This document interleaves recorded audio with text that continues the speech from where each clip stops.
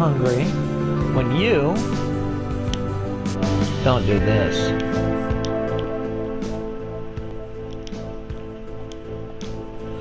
Just not that hungry when you start talking about that stuff. As Lux left the room, he pecked his mother on the forehead with a knife.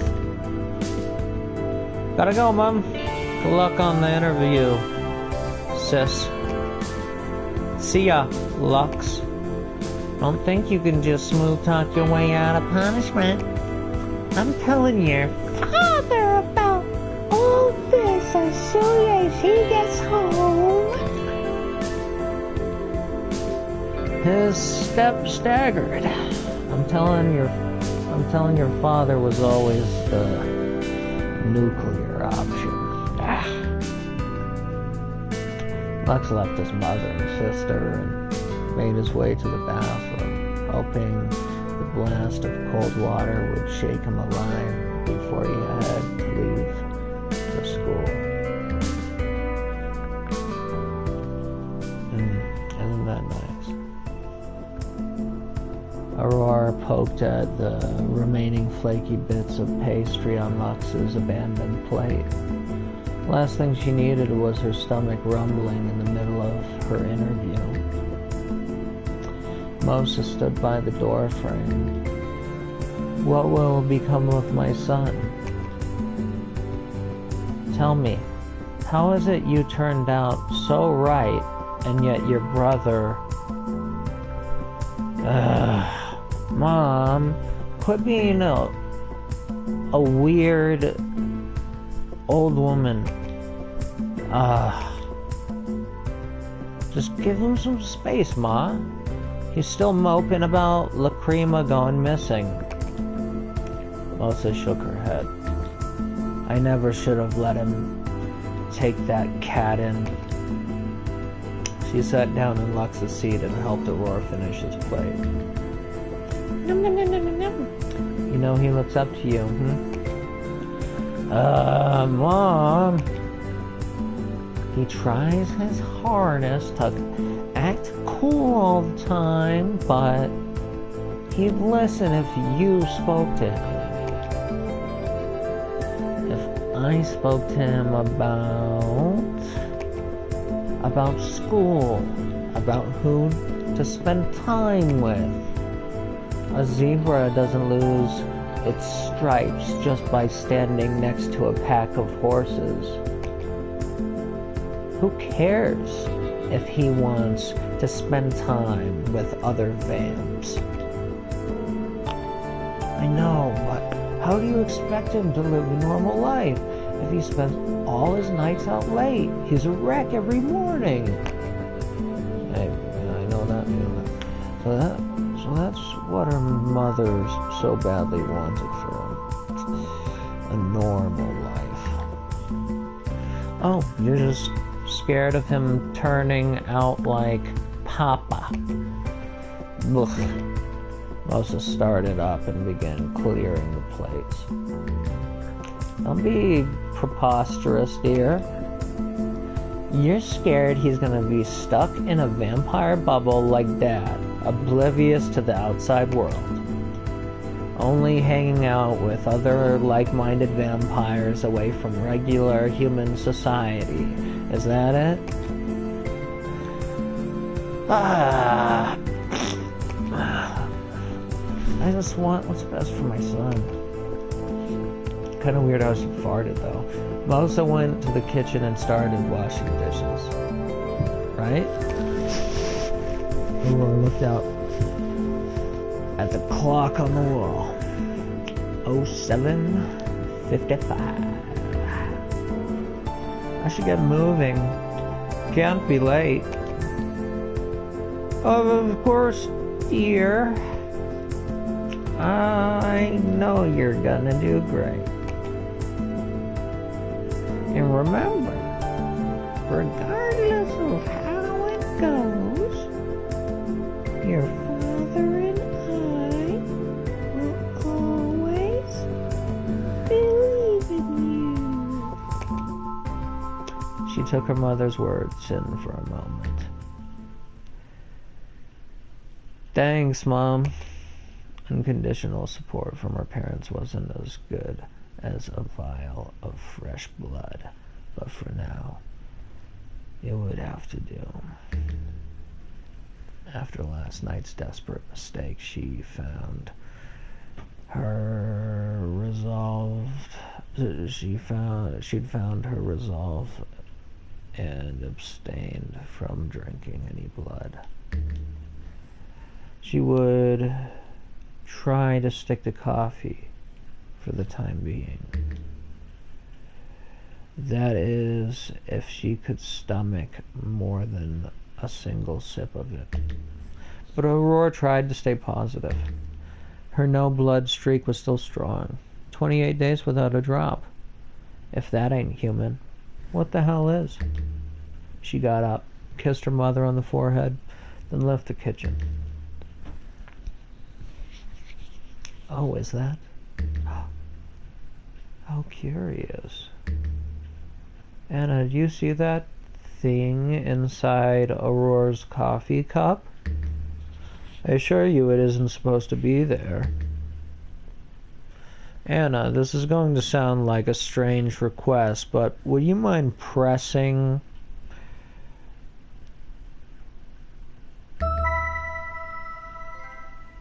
Ah, interesting. That was kind of gay.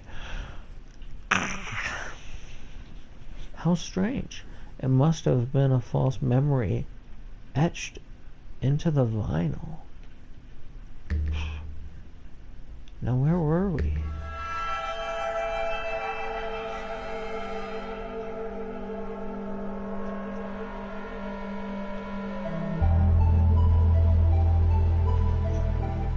Something terrible happened just off Wilhelm Road last night. A cry for help.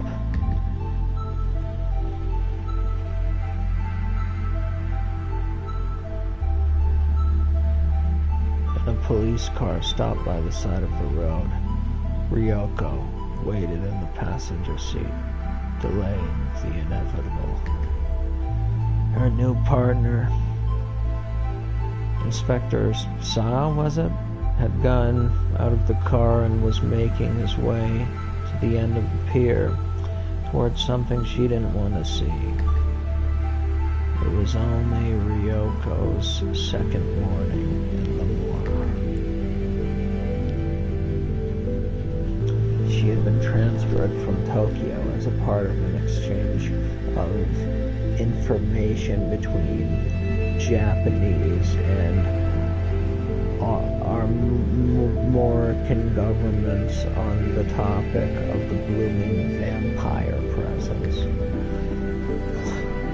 She had been in Lamora for only a few days, yet her flight felt like years ago. Such was the effect of this place on visitors. Ryoko waited.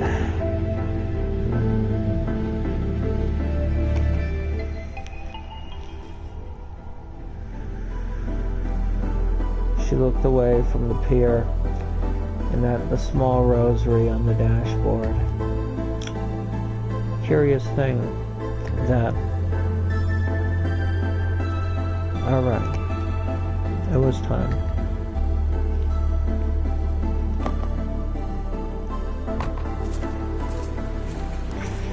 She made her way towards the edge of the pier as the swell of the lake surrounded her.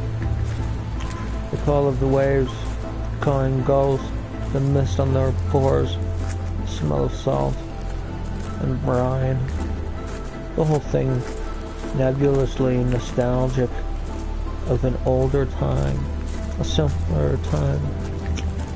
It reminded her of the ocean, the real ocean, far away. Not this sorry excuse of a river.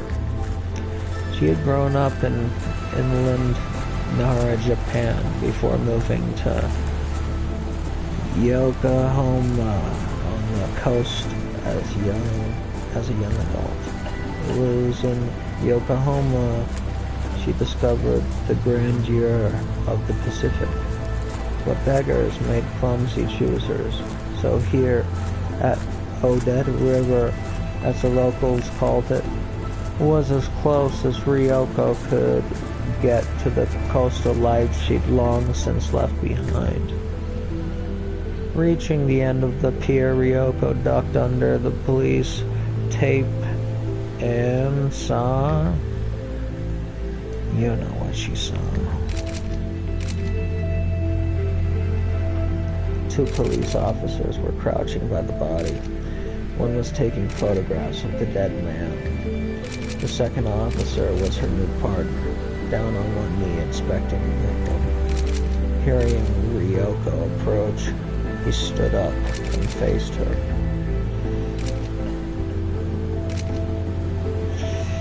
How's this for a welcome party? Ha ha ha. His warm laugh helped put her at ease. Do you always go all out for your new recruits, Inspector? Only VIPs such as yourself. Ryoko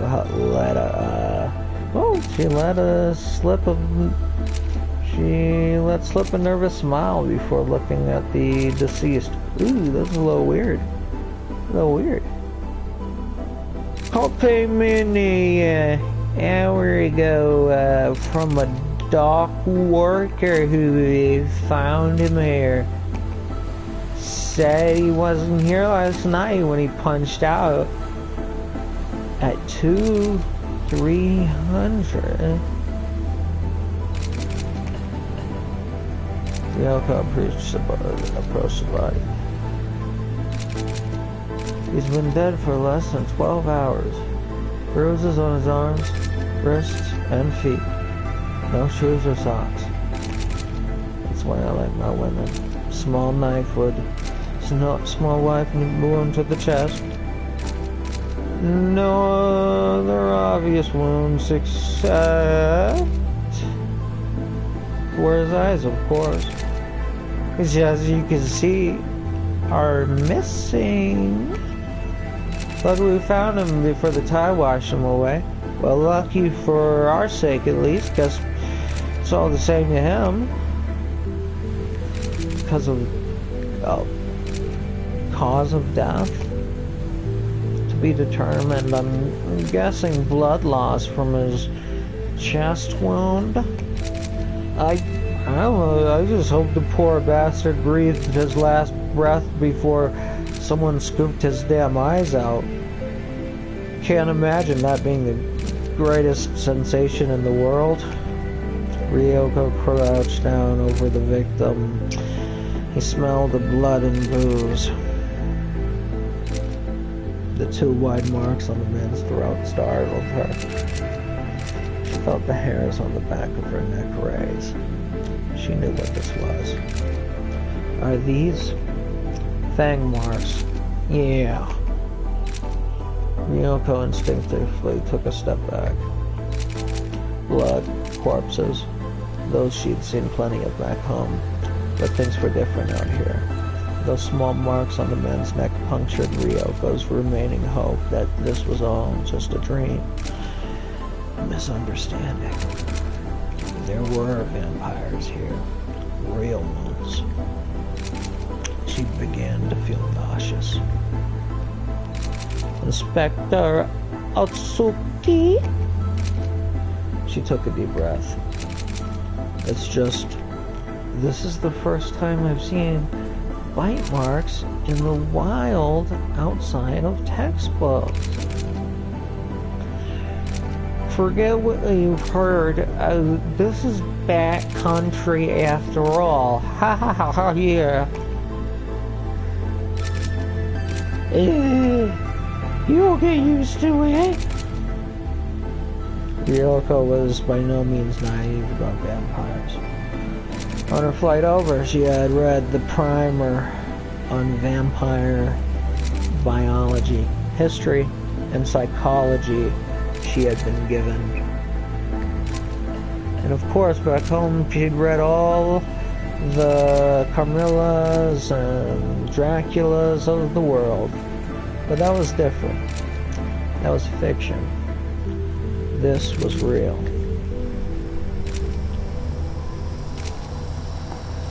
Inspector Saw turned his attention toward the car, coming to stop next to his. The hell's he doing here? Ryoko looked at the large black vehicle. 3 people emerged from it. Inspector Saw turned to the other officer taking photographs of the victim. Did you call in a potro? I don't know what the fuck that is. No, sir. Well, this just isn't this is just great. Inspector Saw, good morning.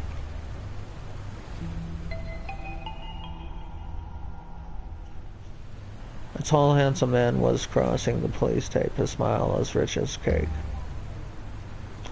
He was flanked by 2 officers garbed in decorated costumes of Patro knights, armed and masked. Gaspar puffed out his chest and spoke with a serious, clipped voice. Captain Jacques, a pleasure. What brings you here this morning? The younger man brought a finger to Inspector Saw's face. Just a moment, Inspector. Captain Jacques was staring at Ryoko. His wolf eyes looked surprised and hungry. Who is this? Inspector Otsuki just transferred from Japan, where she was top inspector at the Tokyo Metropolitan Police Department. We have her on loan as part of an international exchange of information. We are here to learn how Tokyo's finest proceed, while she in turn learns what it's like to live in a place populated with vampires. Well, I'm afraid you're on the losing end of that arrangement, Mademoiselle. Au contraire, decaying cesspool. We are very pleased to have her. Woo! I have no idea that the commissioner had a working relationship with outside police forces. How funny they would keep all this a secret from me, of all people, and from Japan, no less. I have read so much about your wondrous country. What a beautiful place. Uncertain of how much he understood, Felix Chancoil continued in a loud voice. It is a pleasure to meet you. My name is Captain Chancoil. Chancoil extended his arm out to Ryoko, but she went to shake it. He pulled his back. Oh, forgive me, I've read that handshakes are considered a touch too forward in your home country, correct? How about a bow instead? With his hands steadying his wide black hat, Jonquil bowed forward with ease and grace of a stage actor taking a curtain call. Ryoko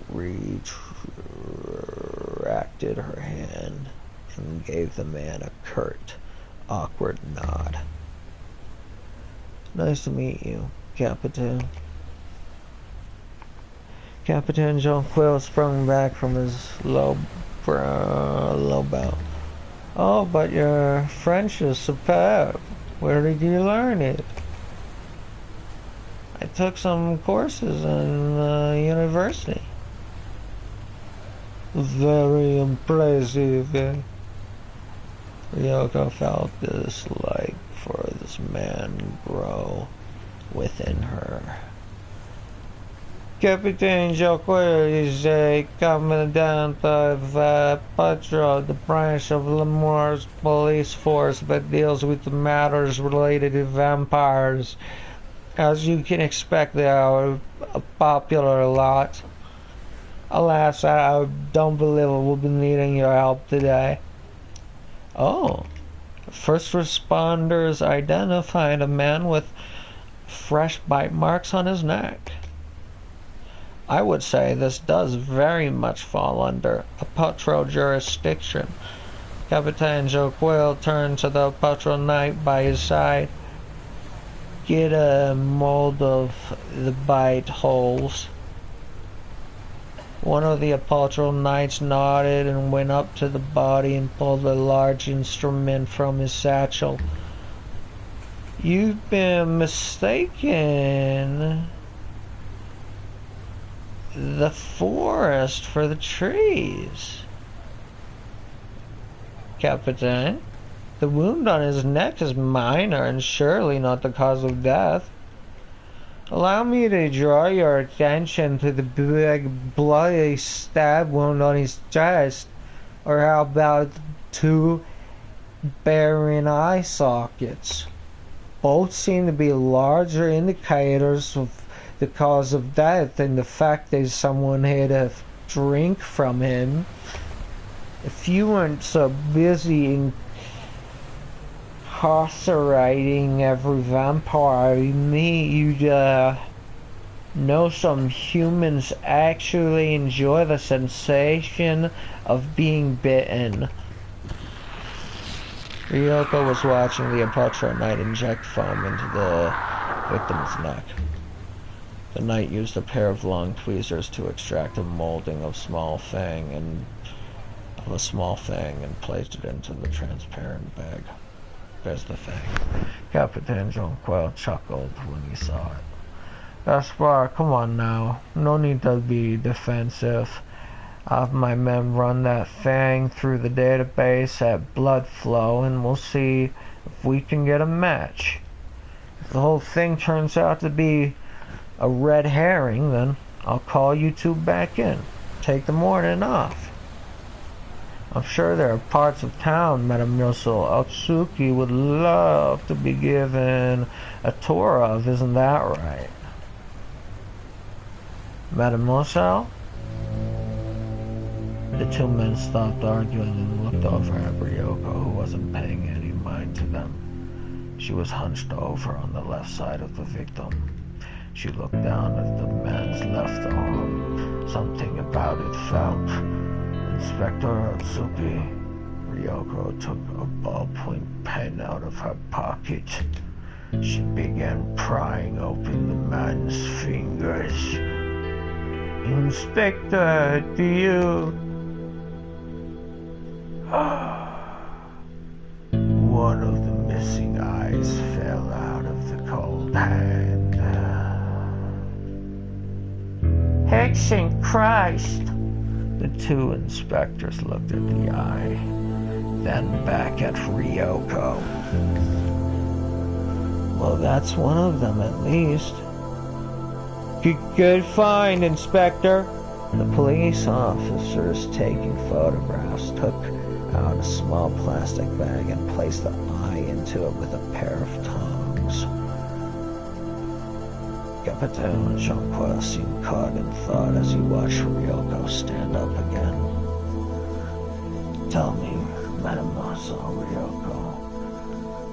It is Mademoiselle, correct? Mademoiselle. Inspect, Mademoiselle Ryoko. Did you happen to catch the moon last night? He gestured toward the sky as Inspector Shaw let out an exhausted sigh. Ryoko nodded.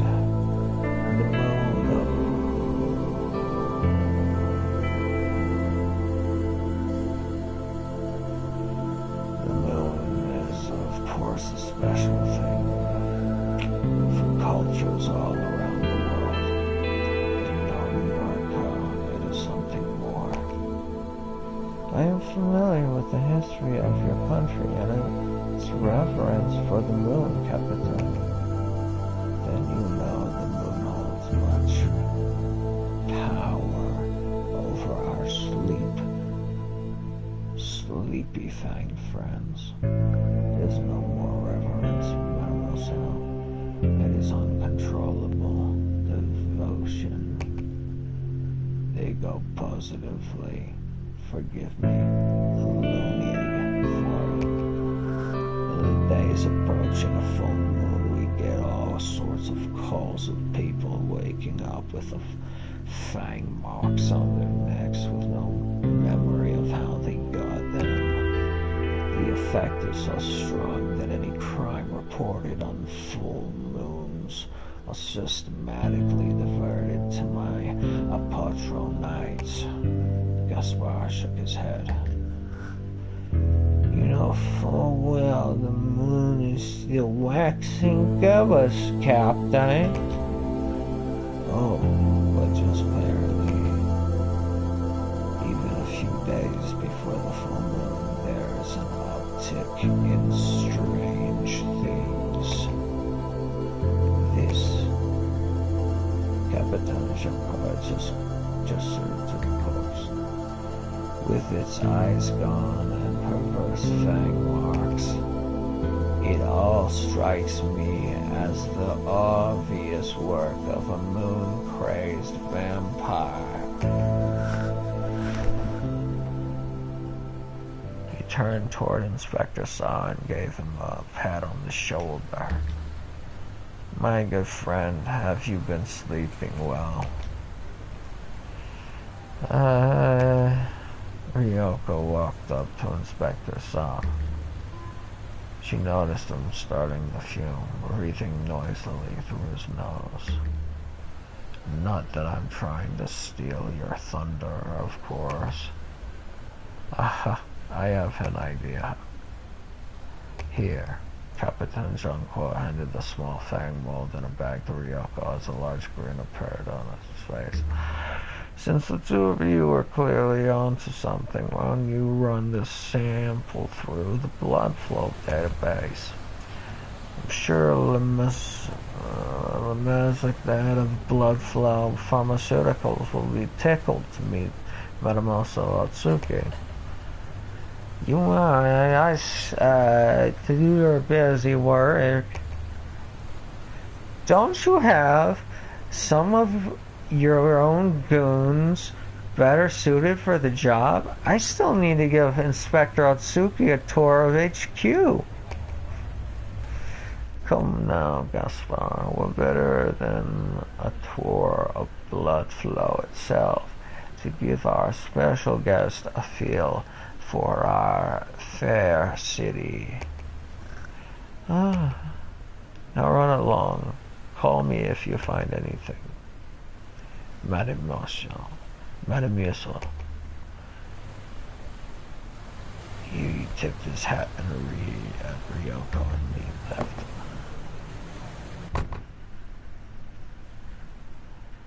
Yes, Capitan Jonquil, always such what's the word, a prick. Yes, always. He's got a reputation as the city's vampire hunter. Felix Jonquil and his Patro goons are the city's pride and joy.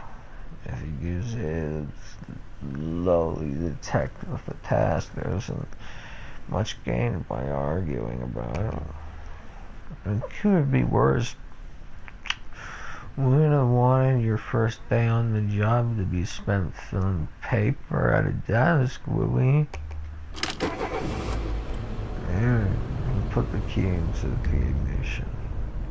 Around them, a couple of cars had arrived, reporters and cameramen salivating at a crime scene. Won't be long before this gets all over in the morning news. Inspector Saw grumbled. She had been transferred here to learn about the vampire curse, not to get involved in internal power struggles. Oh, I see. In internal police power struggles. As they headed off to the vampire registry, Ryoko looked back at the rising sun behind the houses. Capitan Jonquil and his squad were moving in the morning light across a crime scene. Something about him reminded her of someone she had once known. She squinted as his silhouette disappeared into the sun.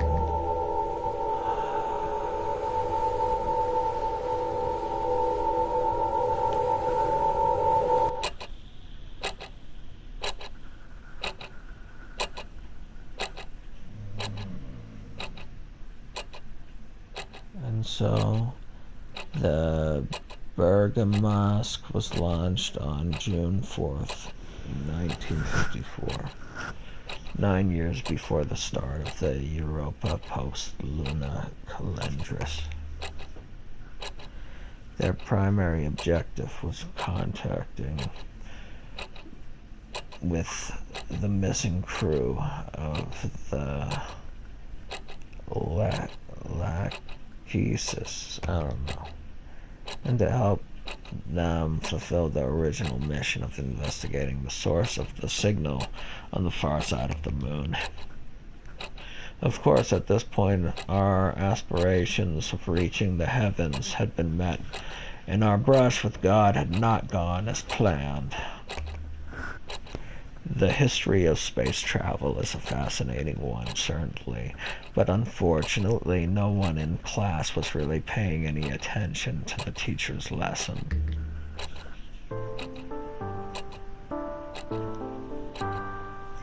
Among the students not listening to the teacher lamenting the downfall of the spacefaring age was Lux, who by now was exceptionally tired.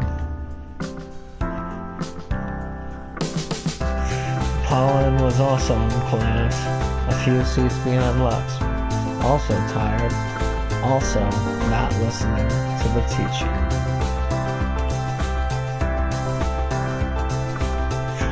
Seated next to Lux was Marie.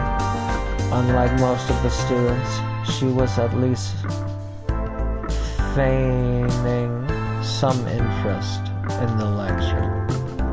In fact, the history of space travel was usually a topic of great interest to her, but today her focus largely lay elsewhere. With her cheek resting on her palm, she tilted towards Lux.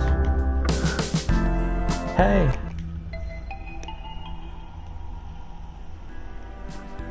she whispered. "Where were you last night? I tried calling you like 10 times.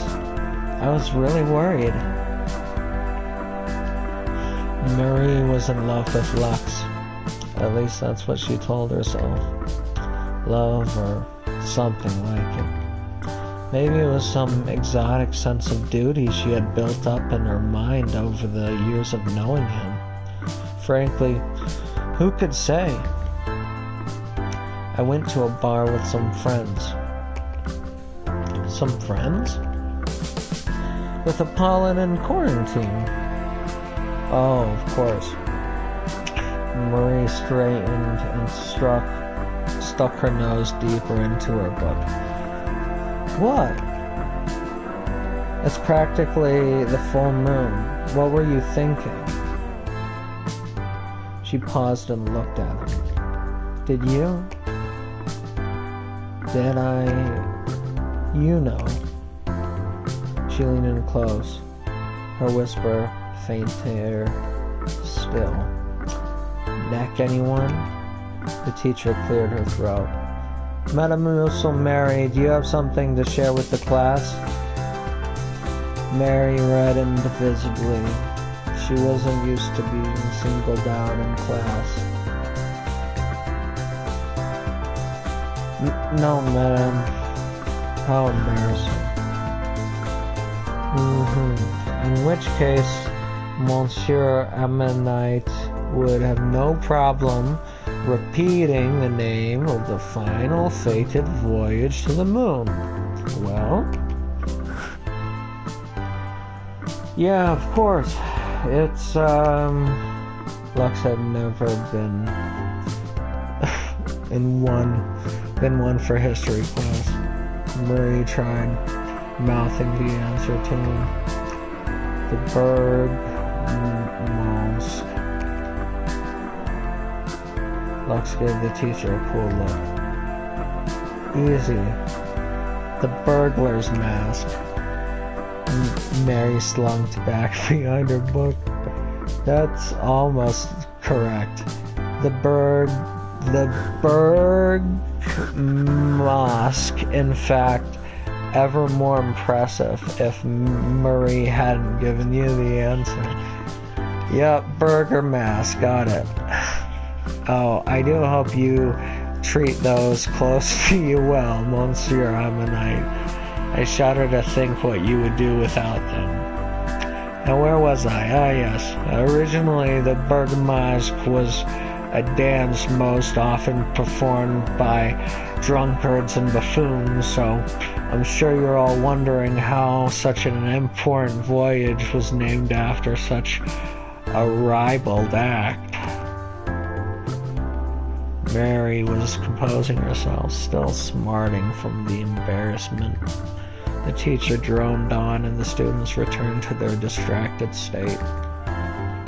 Listen, if you're gonna use me as a hexen alibi for your nights out to your mom, maybe think about filling me in next time, okay? Right. Lux didn't have it in himself to argue with her. Not in class, especially not in the morning after a dry night. Apollon and Quarantine had feasted last night, but all Lux was left with was the residual effect of the moon's influence. Marie could sense the exhaustion on his face. She reminded herself to be patient with him. She told herself not to be so hard on him. He couldn't help it, after all. Society just wasn't set up for vampires. She too would be lethargic if she was forced to sleep during the day and go to school at night, if she had to pay just to get water from a well. She would never understand how hard life was, how hard his life was, and the last thing he needed was being berated by a human. It's okay, Lux. I just missed you, that's all. Her concern was warm and loving, like a girl I know. But Lux couldn't see it.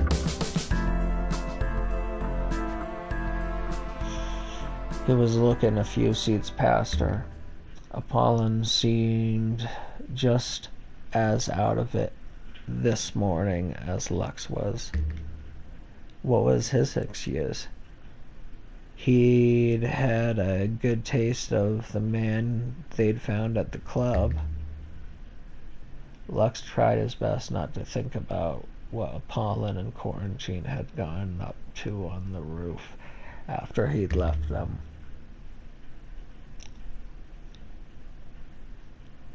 Marie sighed. She could tell Lux wasn't paying attention to her.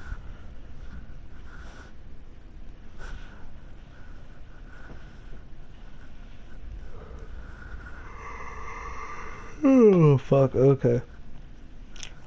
It's right around this time that the fourth pill is hitting me. So now the broadcast changes. She could tell Lux wasn't paying attention to her. Luckily, there were other ways to get his attention. I wanted to see you last night because... She drifted ever so slightly toward him and dropped to a soft, hollowed whisper. I'm wearing red today. Lux tilted his head. Huh? He took a long look at her. She was wearing a white jacket over a striped shirt and black jeans. None of it red. He furrowed his brow and shook his head. You know. Marie blushed as her eyes dropped down towards... Oh. Oh. A jolt of excitement shot through him. I've got a 20-minute spare after lunch if you're free. Usual spot? You betcha. And that reminds me of high school. Seeing Lux smile had a strong effect on Marie's own mood. She had become used to the ways in which Lux's mood controlled hers. She knew this was an unhealthy way to live, but thinking of what they do to each other in a few short hours erased all her insecurities about last night. And besides, he could change. He could become a better boyfriend. Wait. Boyfriend? Is that what he was to her? It was what she wanted, at least. But they hadn't formally started dating yet. Sure, they would play around here and there, but Marie still felt like he wasn't really committed. On her worst days, she thought all Lux saw in her was a fresh supply of blood. On better days, she saw the sparkling flames of a burgeoning romance. There could be more to this relationship. She just needed to help them. I'm here for you, Lux. Just don't keep me in the dark about things, okay? If you leave me in the dark, then I can't see. I'm sorry. Last night was weird. I'll try to do better. For you. And for us. You know, we can talk about anything. Murray found it so hard to tell what he was really thinking. Yeah, thanks. At least seeing him smile made her happy. Sometimes it was all it took to get her mind off of all the things he'd probably kept from her. Sometimes.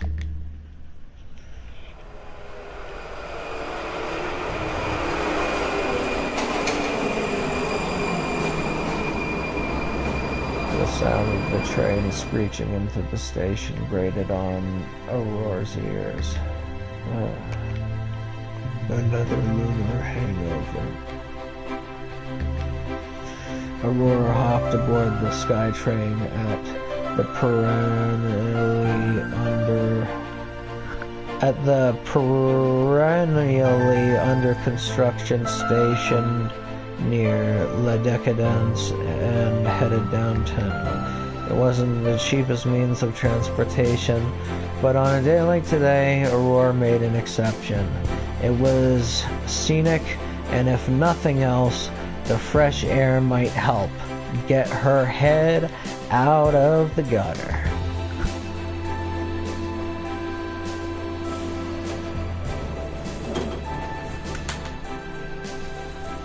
It was too crowded for Aurora to get a seat, so she stood by the door.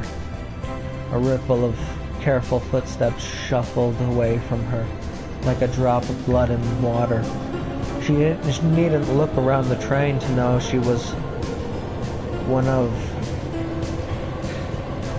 very few vampires aboard, and likely the only black one.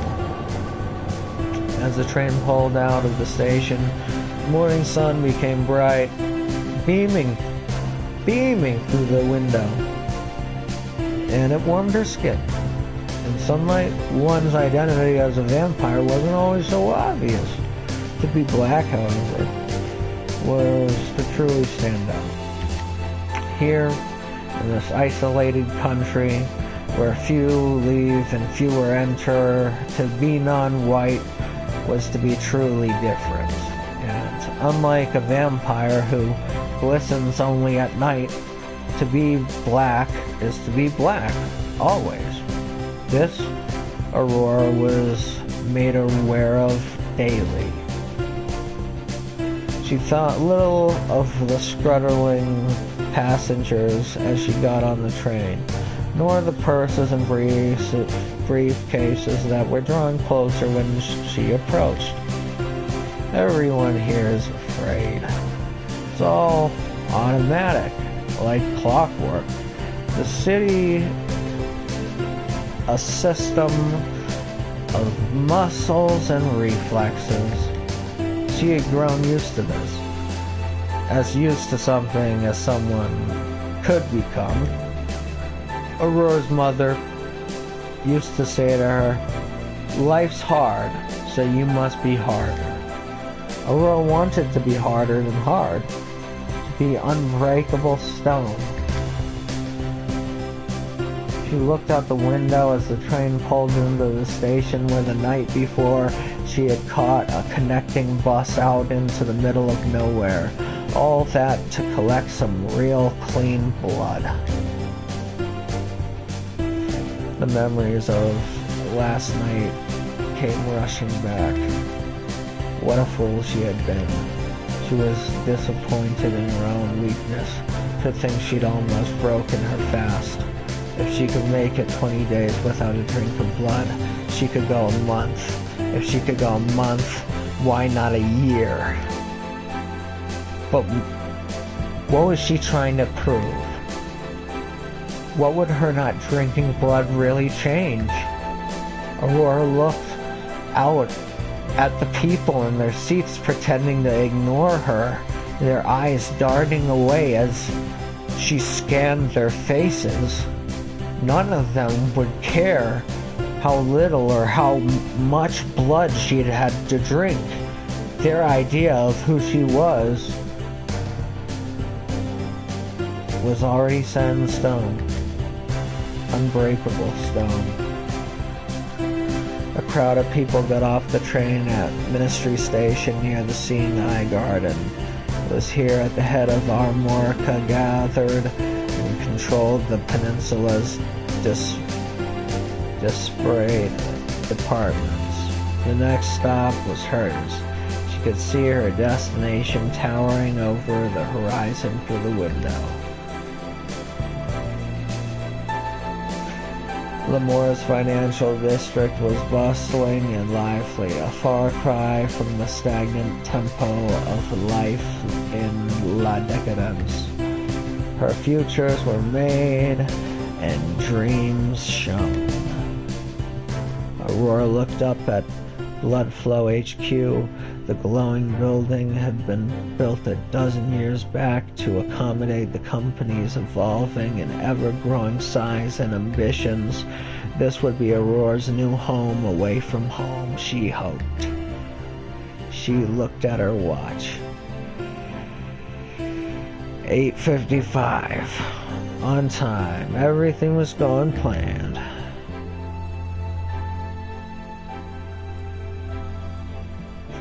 Aurora made her way to the reception desk. A man in his 40s was nose deep in a set of papers. "Excuse me, I have an interview at the Parthenos Institute at 0900. At 0900. The receptionist glanced up from his papers and eyed Aurora up and down. Name? Name? Aurora, Ammonite. He looked up a list of names on his desk, then nodded and pointed towards some elevators behind him. 15th floor, take a left. Thank you.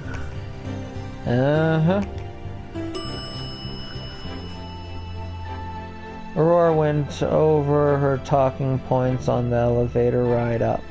She was ready for anything.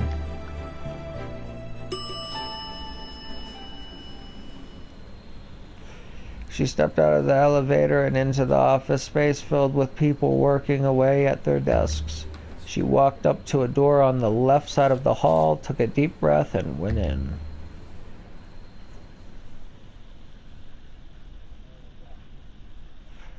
An empty chair waited for her in the middle of the room. Across from it, a group of 3 people sat at a table. The morning sun flooded the room behind them, reducing them to mere silhouettes. The shape on the right spoke first. "Are you Mademoiselle Aurore Ammonite?" "Yes, ma'am." "Welcome. You can hang your coat over there." "A lot of traffic on your way over?" It was fine. Why had she asked her about traffic? Was she late? No, she was right on time. "Calm yourself, Aurore. The usual morning rush. Have a seat." Aurore took off her coat and sat down. And as her eyes adjusted to the light pouring into the room, her heart skipped a beat.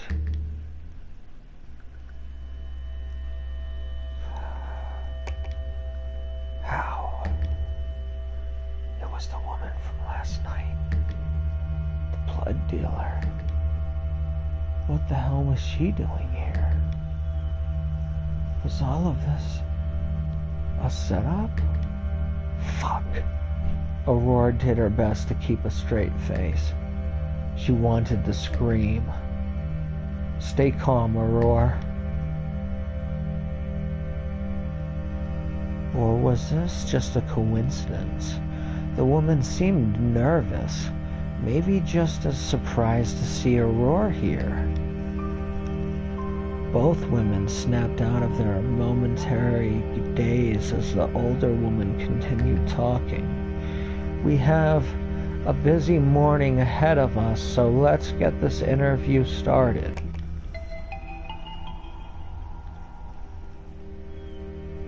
"Yes, of course.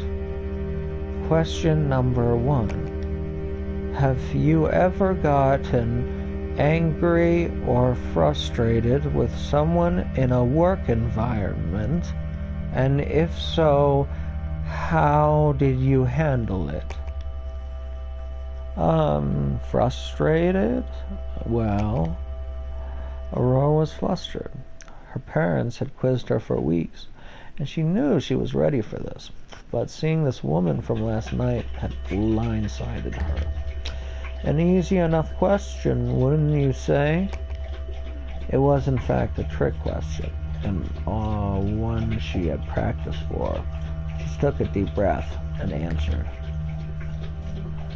As per Section 42A of the Sanguinary Fair Act, it is forbidden for a vampire to raise their voice at a colleague, whether they are higher or lower rank, lest we succumb to the fear of the olden ways, I believe, is how the SFA words it. It was a trite answer, but also exactly the one she needed to give. At this, the man in the middle slapped his hand down at the table. "Ha ha ha! No need to quote the law to us. Someone came prepared."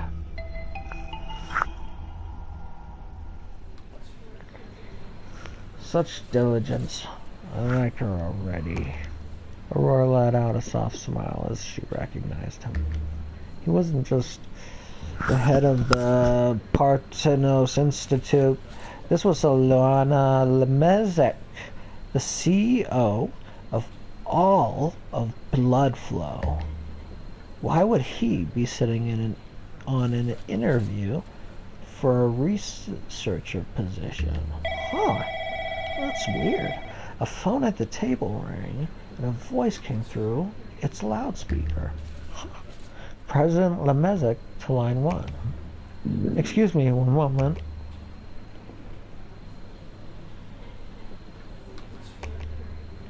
As he picked up the phone, the older woman grew silent, waiting. The lady with the moth mask still hadn't said a word.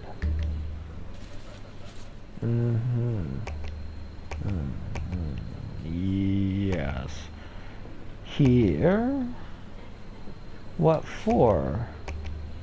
No one in the room dared to say anything as Monsieur Le Messic spoke on the phone. Okay, alright. Send them up. I'll meet them here. He hung up the phone. I have unexpected guests downstairs, so you'll have to excuse me. He got up from his chair and waved his hands dismissively. Please, continue without me. Yes, sir. Next question. Louis, do you want to take that one? Yeah, sure.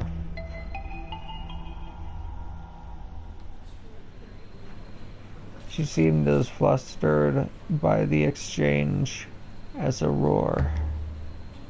Louis, Question number 2? Question number 2. Has your desire for blood ever impacted your ability to make the right call during a difficult decision?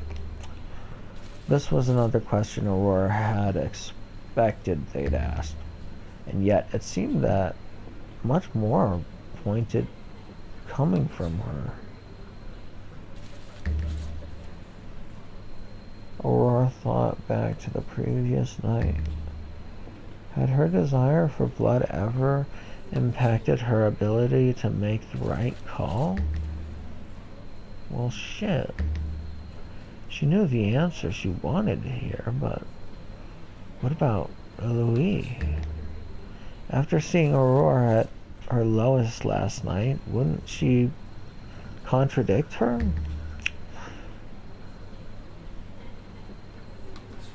Aurora took another deep breath and gave her answer.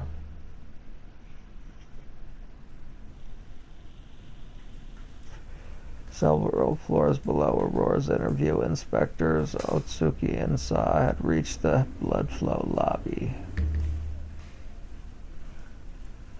The receptionist was on the phone, speaking in a hushed tone neither officer could make out. Gaspar was leaning against the reception desk as he finessed a toothpick between his teeth. Ryoko was looking around the large hall, admiring the paintings adorning the walls.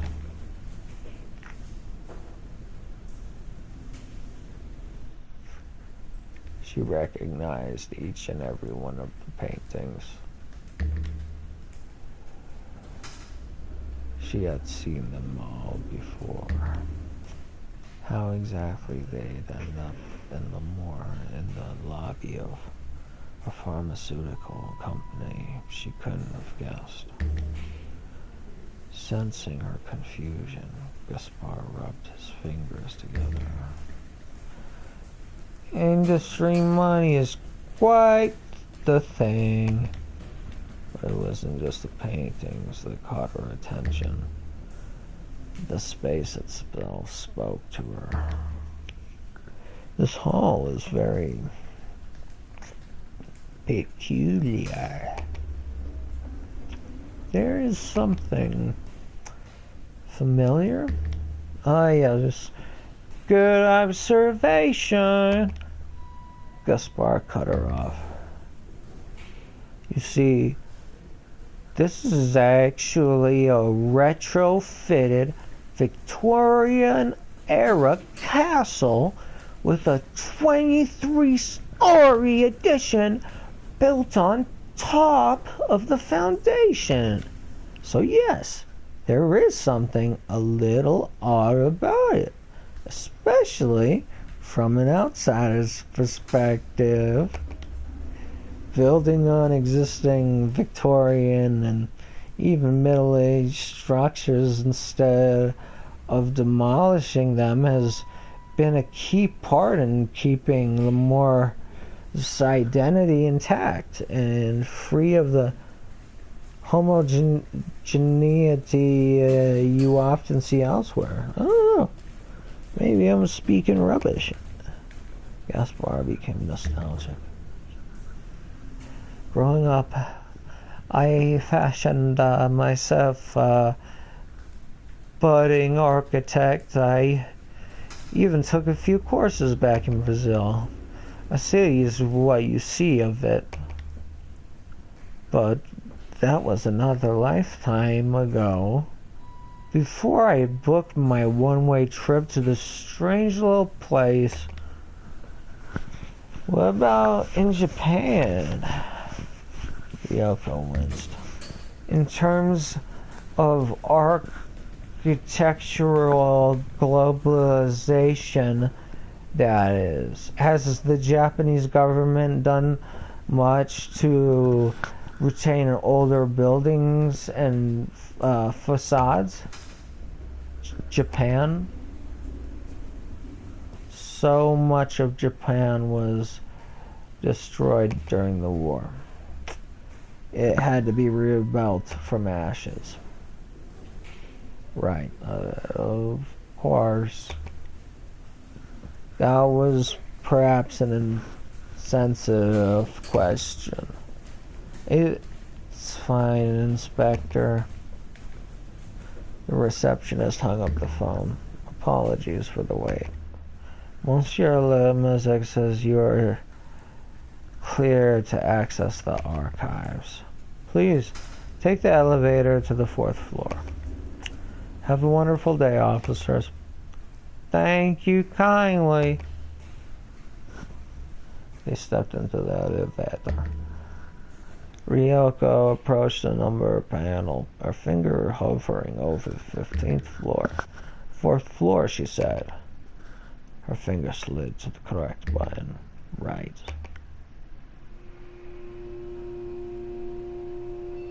So, let's make sure I have this straight. Bloodflow is a pharmaceutical company that manufactures and blood-based drinks specifically for vampires. Not just vampires. They supply both prescriptions and over-the-counter medicines for non-vampires as well. Right. And this private pharmaceutical company has a registry of every vampire in the country? More or less. And they share this information openly with the police? Gaspar grinned. Ryoko, I think you will find Lemoore is a very strange place. I'm glad you're catching on so quickly.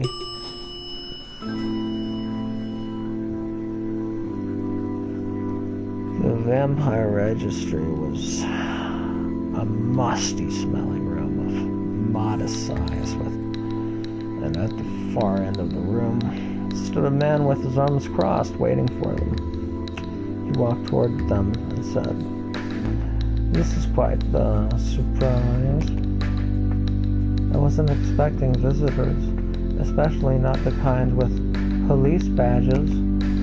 Usually, Capitan Jonquil sends over one of his armor-clad mouth-breathers." As he came into the light, Ryoko noticed something about him. "Seeing you here is a breath of fresh air, I assure you." He stuck out his hand and Inspector Saw, who reached out and caught it. "Inspector Saw, an honor to meet you in person, Monsieur Lemezek." He then turned his attention to Ryoko. "And you are?" "Inspector Ryoko Atsuki." He nodded at her. "L1 Lemezek, but please call me L1. A pleasure meeting you both." "Ryoko, what a lovely name." Ryoko felt a brief wave of relief wash over her as he glanced at her. "Thank you.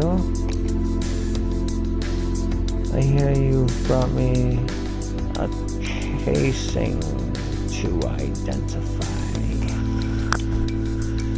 That we have, good sir. Gaspar pulled the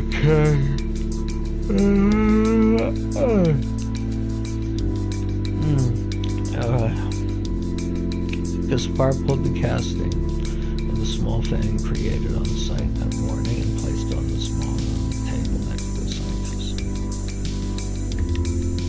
Hoping you could run it through your system.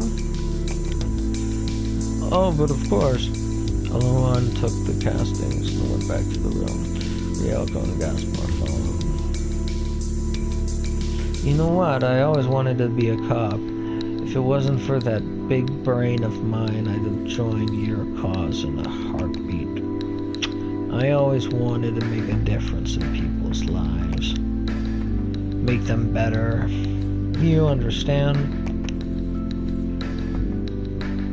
The two officers followed the scientist to a large computer. Next to it was a freestanding mechanism Ryoko was unfamiliar with. Here we are. He picked up the casting and placed it inside a slot on the side of the machine. Looking through the viewfinder, he began feeding small intended sheets of paper into the base of the machine. Each sheet of paper had unique indentations with individual colors and codes written on them.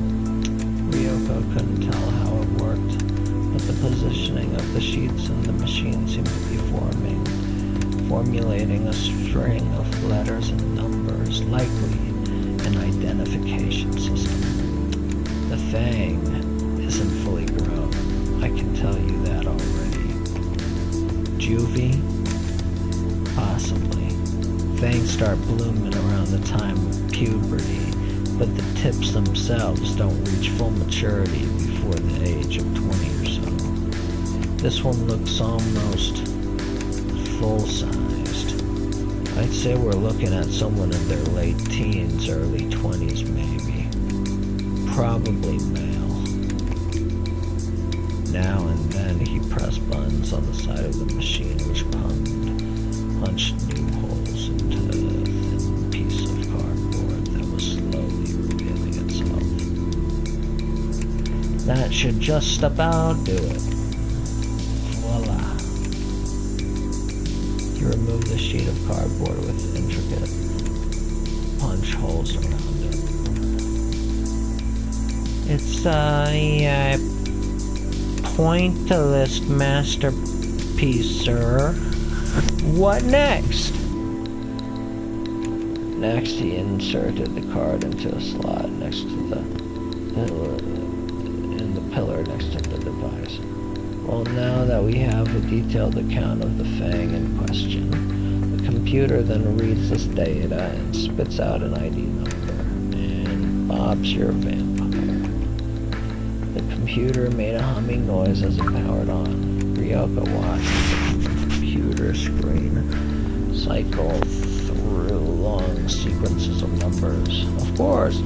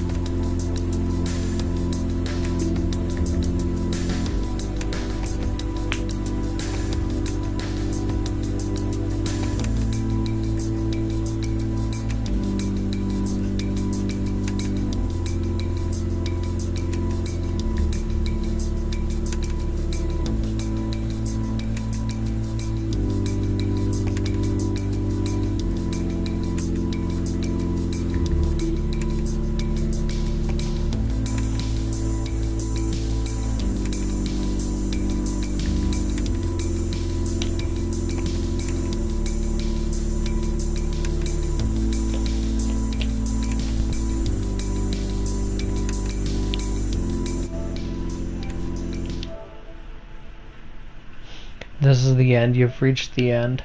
This is the end. You've